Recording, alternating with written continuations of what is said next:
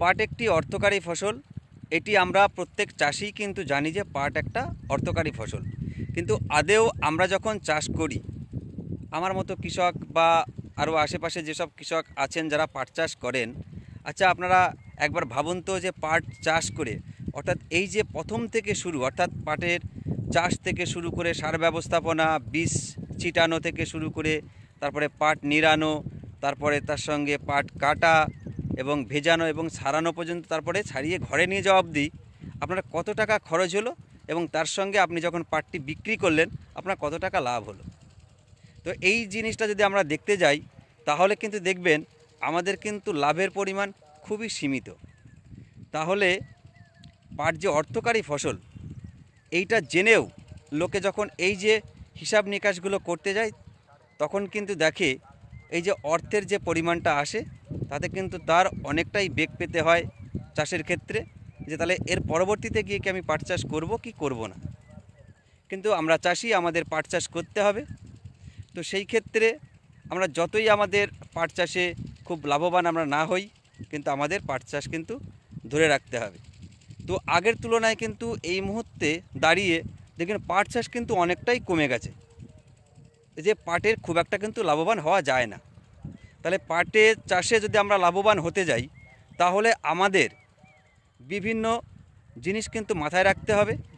তার মধ্যে একটা হচ্ছে এই জমির চাষ দেওয়া একটা গুরুত্বপূর্ণ পয়েন্ট থাকে। তার পাশাপাশি আমরা কোন সার ব্যবহার করব চাষ দেবার পরে, এবং তার সঙ্গে আমরা বীজ নির্বাচন করব যে কোন বীজ যদি আমরা আমাদের পাটের জমিতে অর্থাৎ ছিটাই জমিতে, তাহলে আমরা কোন বীজ বপন করলে অর্থাৎ ছিটালে আমাদের পাট কিন্তু ভালো হবে, পাট আঁশ ভালো হবে, তার সঙ্গে পাট লম্বা হবে। সেই জিনিসটা যদি আমরা মাথায় রেখে আমরা চাষ করতে আসি পাট চাষ, তাহলে কিন্তু আমরা লাভবান কিন্তু হতে পারবো। তাহলে আমরা কোন বীজ বপন ছিটাবো, তার পাশাপাশি আমরা কোন সার ব্যবহার করব এবং চাষ ব্যবস্থাপনা আমি আপনাদের মাঝে এক এক করে তুলে ধরবো। আমি অমৃত, আমার ইউটিউব চ্যানেল কৃষি সমগ্র আপনাদের প্রত্যেককে স্বাগত জানাই। দেখুন আমার জমিতে কিন্তু আমি এই যে জমিতে দেখছেন আমি জল ধরাচ্ছি আমার জমিতে, তো এই জায়গা কিন্তু আমি জমিতে চাষ দিয়েছি। তার আগে বলি যে আমার জমিতে কিন্তু ধনের চাষ ছিল, ধনে ছিল এই জমিতে। তো তোলার পর তারপর কিন্তু আমি চাষ দিয়ে প্রায় 10 থেকে 15 দিন কিন্তু আমি জমি ফেলে রেখেছিলাম। কারণ জমিতে যদি আমরা চাষ না দিয়ে থাকি, ওইভাবে যদি আমরা বীজ ছিটাই, আপনি যে কোনো জমিতেই ছিটান, তাহলে কিন্তু মাটিতে একটা কিন্তু ব্যাকটেরিয়া থেকে থাকে। তো এই ব্যাকটেরিয়া যখন থাকবে তখন যদি আপনি কোনো প্রকারের চাষ অর্থাৎ ফসল চাষ করতে যান, তাহলে কিন্তু এই ব্যাকটেরিয়ার যে কার্যকলাপগুলো কিন্তু বৃদ্ধি পায় এবং তার ফলে কিন্তু আমাদের ফসলের কিন্তু অনেকটাই ক্ষতি হয়। তাই আমাদের এই পাটের বীজ বোনার আগের মুহূর্তে কিন্তু আমাদের জমিটিকে শুকিয়ে একদম মাটিকে, এই যে আমার জমিতে দেখুন একবার বৃষ্টি হয়েছে তারপরেও কিন্তু মাটি একদম পুরো সাদা হয়ে গেছে, মাটিতে কিন্তু দেখুন একটুও কিন্তু রস নেই। তাহলে এই যে ব্যাকটেরিয়াগুলোকে কিন্তু আমাকে ধ্বংস করে নিতে হবে। তো এরপরে আমি যখন এই যে বীজ ছিটানোর আগের মুহূর্তে আমাদের কিন্তু সার ব্যবস্থাপনাও রাখতে হবে। মাটিটাকে শুকিয়ে নিলাম, তারপরে কিন্তু এই মুহূর্তে আমরা কোন সার ব্যবহার করব। দেখুন আমার জমিতে আমি কিন্তু এই যে 16-16-16 যে সুষম সার, এনপিকে, নাইট্রোজেন, ফসফরাস এবং পটাশ, যার 3টে অনুপাতই সমান, আমি কিন্তু এই 16-16 আমার এই জমিতে কিন্তু আমি ব্যবহার করেছি।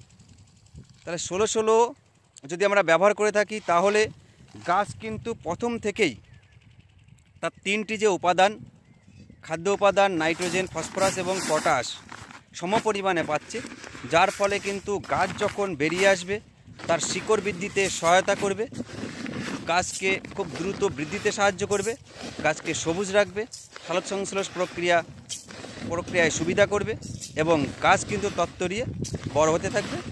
কোনো প্রকারের পোকায় কিন্তু খুব তাড়াতাড়ি আক্রমণ করতে পারবে না, গাছ বড় হয়ে গেলে পোকায় খুব একটা তাড়াতাড়ি কিন্তু খেতে পারবে না। এই যে সুষম সার, তাহলে এই মুহূর্তে আমরা সুষম সার ব্যবহার করব প্রতি বিঘায় 30 থেকে 35 কেজি আপনারা সুষম সার ব্যবহার করুন আপনাদের জমিতে। আমার এই জমিতে আমি 35 কেজি সুষম সার ব্যবহার করেছি 1 বিঘা জমিতে। শুধুমাত্র সুষম 16-16-16 যে সারটি আছে আপনারা এটা ব্যবহার করুন। এর পাশাপাশি দেখুন আমরা কোন বীজ নির্বাচন করব। পাটের জন্য আমাদের কোন বীজ সবচেয়ে উত্তম। পাটের বীজ আপনি বাজারে যাবেন, দেখবেন বিভিন্ন ধরনের বীজ পাবেন। এক হচ্ছে এনএসসি বীজ কিন্তু ভালো বীজ। তো এর পাশাপাশি আপনি দেখবেন এমএসসি আছে, টাইগার আছে, রাজা, হাইব্রিডের মধ্যে রাজা আছে, রানী আছে, এছাড়াও আরও বিভিন্ন ধরনের কিন্তু বীজ আছে। তো আমরা আমাদের এই যে পাটের বললাম লাভবান হতে গেলে আমরা কোন পাট চাষটি করব, আমাদের জমিতে কোন বীজ ছড়াবো। দেখুন আমি গতবারও কিন্তু হাইব্রিড চাষ করেছিলাম। তো আপনারা হাইব্রিড চাষ করতে পারেন। হাইব্রিডের মধ্যে রাজা রানীর মধ্যে আপনারা রাজা চাষ করুন। রাজা কিন্তু দারুণ কাজ, মানে দারুণ ফলন ফলে। পাটের আঁশ যেমন মোটা হবে, লম্বাও কিন্তু অধিক পরিমাণে হয়। তো এর পাশাপাশি দেখুন হাইব্রিড চাষে আবার একটু প্রবলেম আছে, যেটা আমি লক্ষ্য করেছি। যখন আমরা পাটটাকে ভিজিয়েছি, পচেছে, তখন কিন্তু পচার 2-1 দিনের মধ্যেই কিন্তু দেখুন আপনি গেছেন গিয়ে দেখলেন পাট ছাড়াতে যে আজকে পচেছে, আপনারা 2 দিন পরে ছাড়াবো, তাহলে কিন্তু খুব মুশকিল হয়। কারণ এই যে পাটকাঠির সঙ্গে কিন্তু আঁশগুলো থেকে যায় যখন আপনি টান দেবেন। তো এইটা একবার লক্ষ্য করে দেখবেন আপনারা যারা চাষ করবেন বা করেছেন, দেখবেন এই প্রবলেমটা কিন্তু আসে যে আপনি 2 দিন পরে ছাড়াবেন, সেটি কিন্তু আপনার হবে না। আপনাকে যখন পচেছে তার সঙ্গে সঙ্গে অর্থাৎ 2-1 দিনের মধ্যেই কিন্তু আপনাকে ছাড়িয়ে ফেলতে হবে। তো এই হচ্ছে হাইব্রিড চাষের ক্ষেত্রে কিন্তু ফলন ভালো হবে, কোনো ফলনের দিক দিয়ে কিন্তু খারাপ হবে না। আর এর পাশাপাশি আমি এই জমিতে এনএসসি এই বীজটি ছিটিয়েছি। তো এনএসসি বীজের ক্ষেত্রেও খুব একটা এই প্রবলেমগুলো হয় না। তো এনএসসি বীজ আমার জমিতে আমি 1 বিঘা জমিতে 700 গ্রাম করে এনএসসি বীজ ছিটিয়েছি। 700 গ্রাম, আপনারাও 1 বিঘা জমিতে 700 গ্রাম ছিটান। কারণ কিছু পোকায় কিন্তু খেতে পারে, পোকার ওষুধ আমাদের ব্যবহার করতে হবে পরবর্তীতে। আর পোকা খাওয়ার পরেও যেন, এবং আমরা যদি টেঙি দিয়ে কুপিয়ে দিয়ে কিছু হালকা করে দেবো, তাতে সমস্যা নেই। যেন 700 গ্রাম বীজ আপনারা আপনাদের জমিতে ছিটান।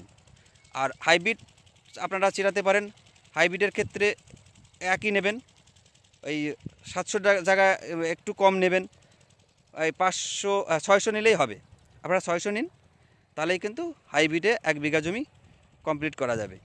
তো এর পাশাপাশি দেখুন দামের ব্যাপারটা, হাইব্রিডের দাম একটু বেশি।